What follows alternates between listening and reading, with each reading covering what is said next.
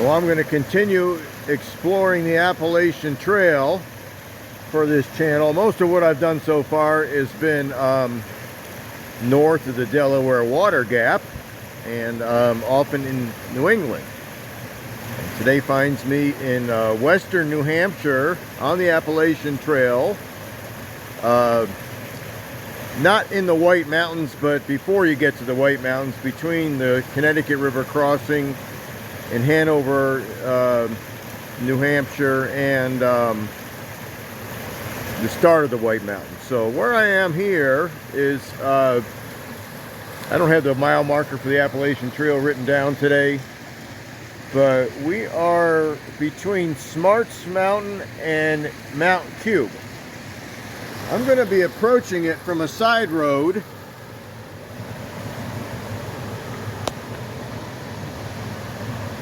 This National Geographic map shows this entire area, most of northern New Hampshire. This two-set map, pretty helpful for planning. Some of the details are missing on these larger maps, but it's pretty helpful. So I have come in off of New Hampshire 25A between the town of Orfordville and Wentworth. No signage indicating this is a way to get to the trail, but I use this map and a few other resources to plan this hike. But you're not going to see any signs along the main roads that'll help you find it. You got to do it on your own. This map does show a parking area here at the end of Quintown Road, and it is at the end of Quintown Road. The road is smooth gravel to the last 1/10 of a mile, and then it gets a little bumpy, but it's passable with a low clearance vehicle. There's room for maybe 5 cars here. Nobody else here today right now. We got a half-mile walk along this beautiful brook on a gated dirt road. So it's gated at this point. And then we'll be on the Appalachian Trail, and it's 3 miles up to the top of Mount Cube.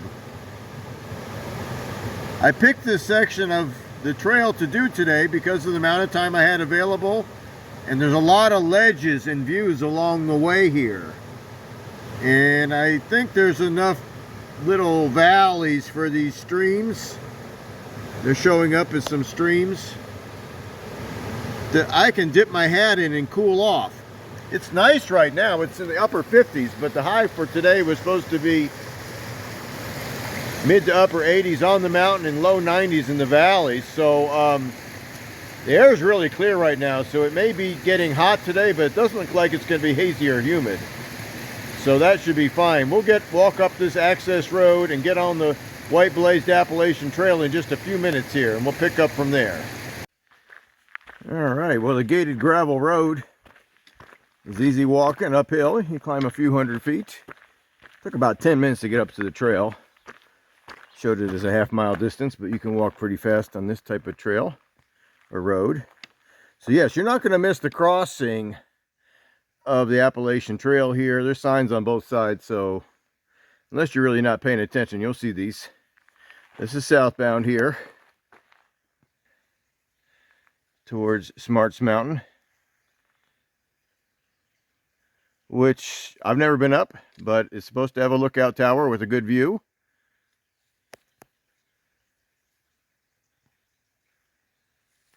That's southbound. Northbound, we got a nice sign over here too. I've never been on any of this section of trail,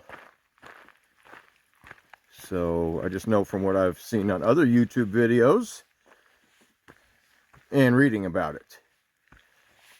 So Mount Cube, 3.1 miles, but we're going to start getting views well before that.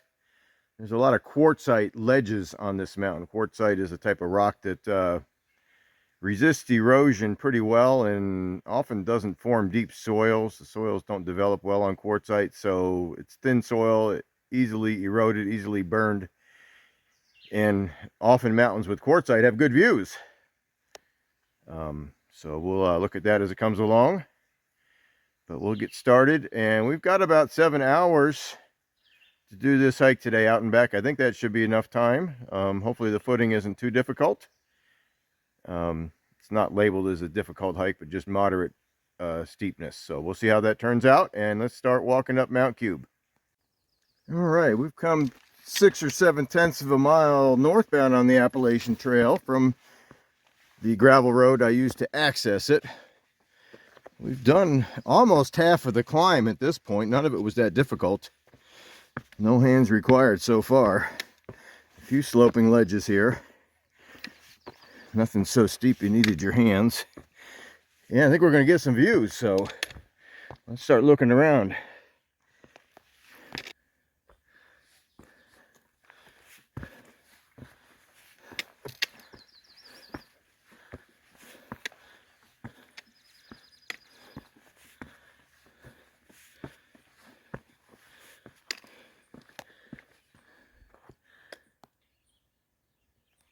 All right, well, Smarts Mountain on the Appalachian Trail is south of here.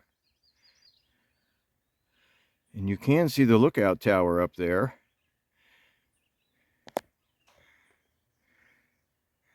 Right in the middle there. That's it right there. And then we're looking southwest, so the Appalachian Trail goes in that general direction. And then probably goes down the other side where we can't see the ridge that it's on. So these are smaller knobs heading west towards the Connecticut River. I believe that fog bank that we see is in the valley of the Connecticut River. And everything past that is Vermont. And I think I've picked out Killington and Pico Peaks. So if you're a northbound hiker, you would have crossed those already. If you're doing the trail through this part of the country.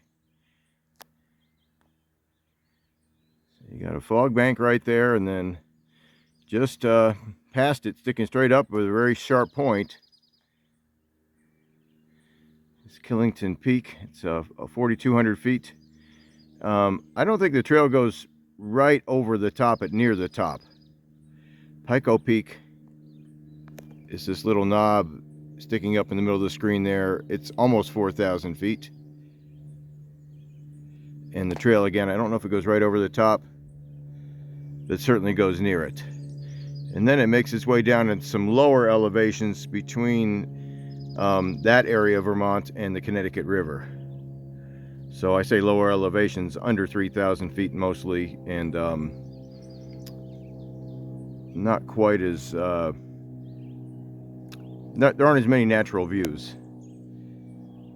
You want natural views on the Appalachian Trail. Vermont is not your place to go. There's a few, but come to New Hampshire and you'll get plenty of them, including places that are above tree line.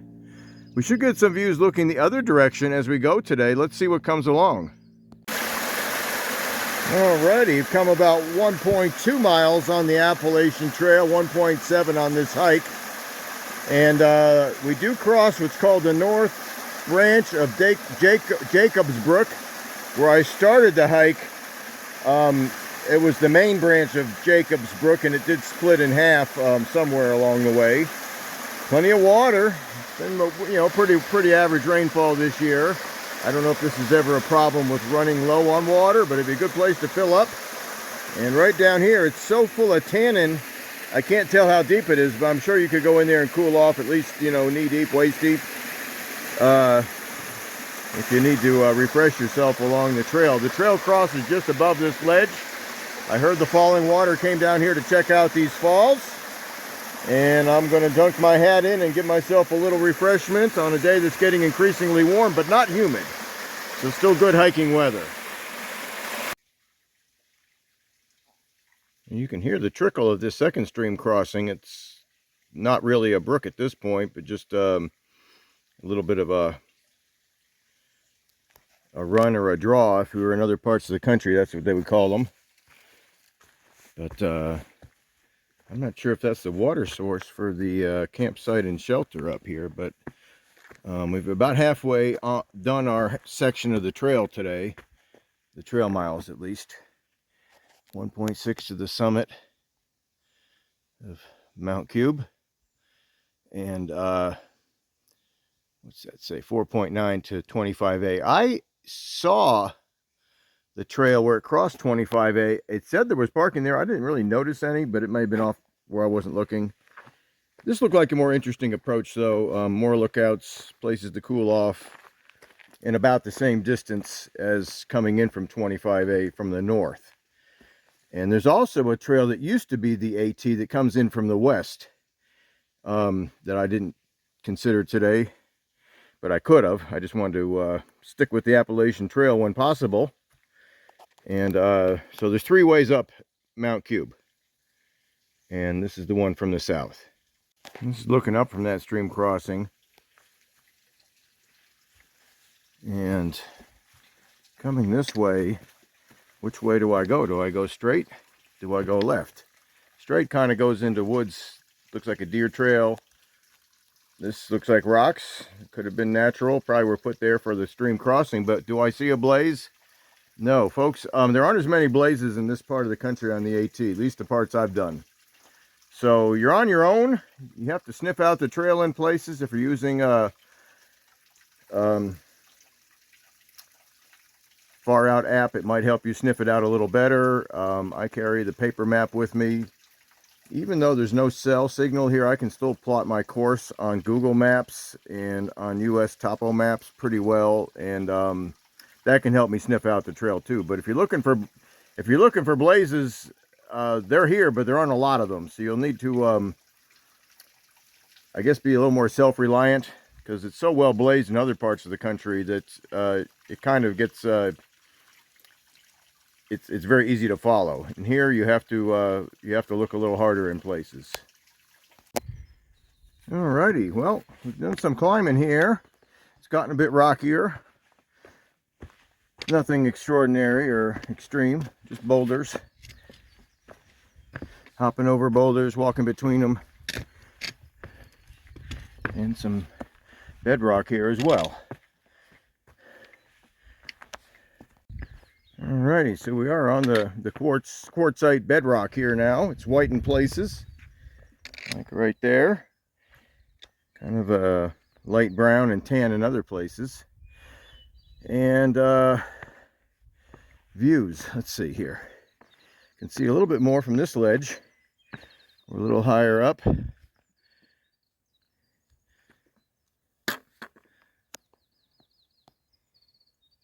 It's still mostly a southerly and westerly view, but we can see, we're up higher, we can see more.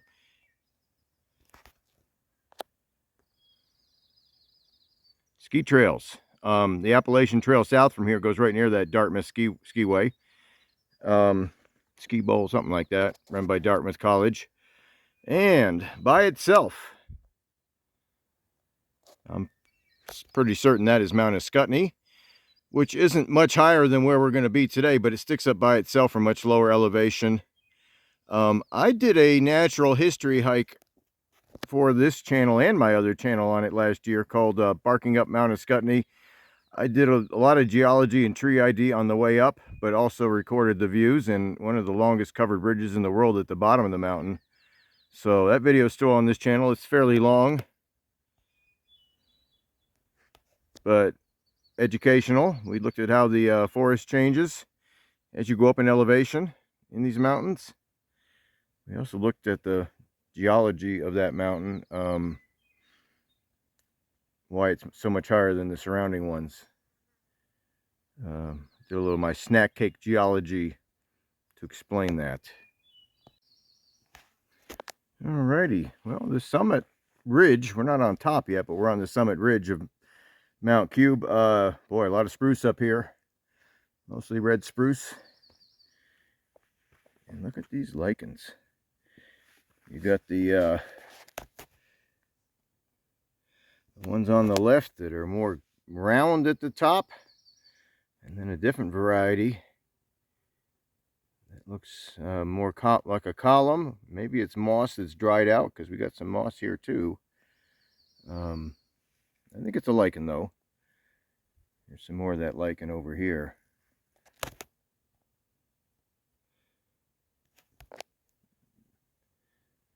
Don't ever want to overlook the small stuff when you're hiking too, because it's just as pretty sometimes. And some blueberry growing in here. I don't see any berries yet. Sometimes the bushes that don't get enough sun don't get a lot of berries. But I think we see a few here that are still green.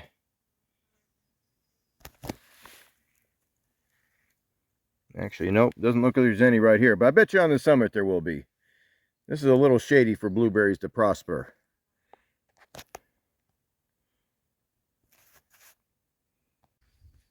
All right, we got a nice wide open slab of quartzite here.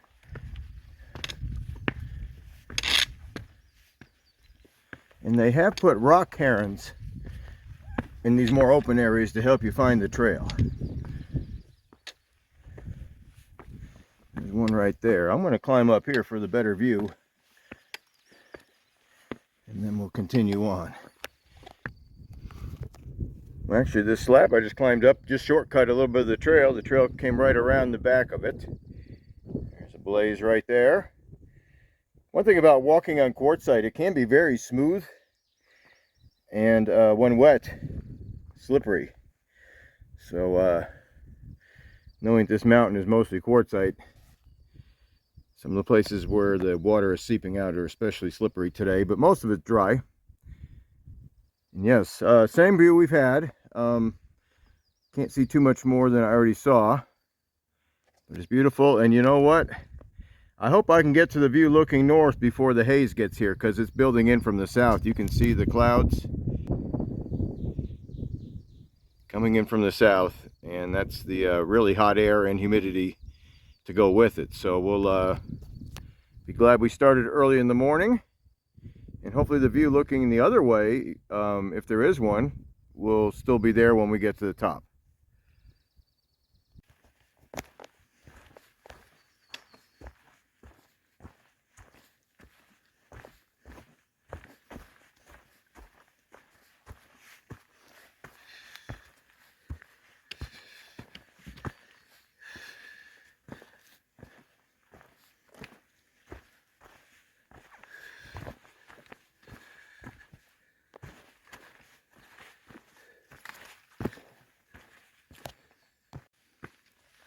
Well, it sure is a pretty day for making these videos. I love the blue sky and crisp shadows. And days this clear are hard to find in the summer. But we got one today, at least the first half of the day.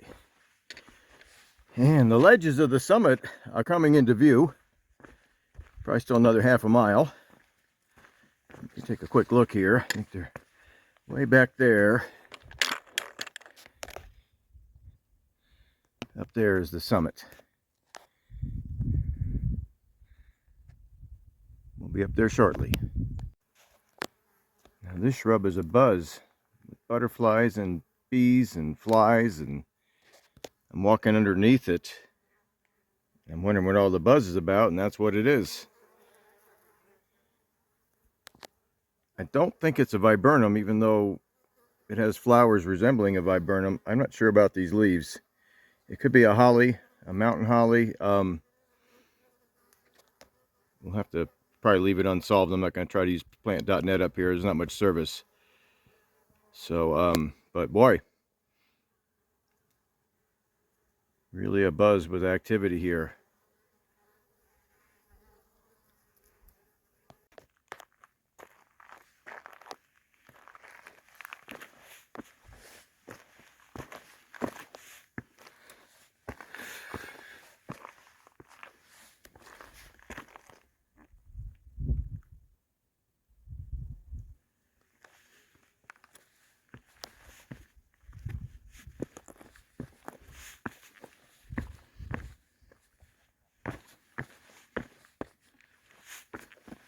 Alrighty, well, 2.5 hours of hiking time to do 3.5 miles, and stopping to look along the way has led us to the top of Mount Cube. 3.5 miles from the parking area and 3 miles on the AT. Got some signs here showing you the distances to the next points of interest. And 2909 is what it says on the map for the elevation. But you don't have to go up high to get good views, especially when you're near a valley that's well under 1,000 feet. This Connecticut River Valley and the lack of vegetation up here is making it real easy to see into Vermont. We've got our benchmark, which isn't at the highest point in the mountain. At least not this one. They may have had more than one up here at one point. There's your benchmark. And a few pieces of rebar sticking out from where they may have had a tower up here at one point. But yes, Vermont is most of what we see. And we see a lot of the Green Mountain Range. And I don't know the peaks that well looking from this side. Way back there is one that looks like it could be Campbell's Hump. Way back there. And then the spine of the Green Mountains. All the way down. And the long trail follows that by itself until Pico Peak area. And then the two trails are as one. The long trail and the AT are as one all the way down to the Massachusetts border. So there's Killington and Pico again. And yes, the haze is building. We still got our view, but it's not as crisp as it was a few hours ago. And there's a Scutney. So what a great hike. Got views along the way. You don't have to do the whole hike to get views.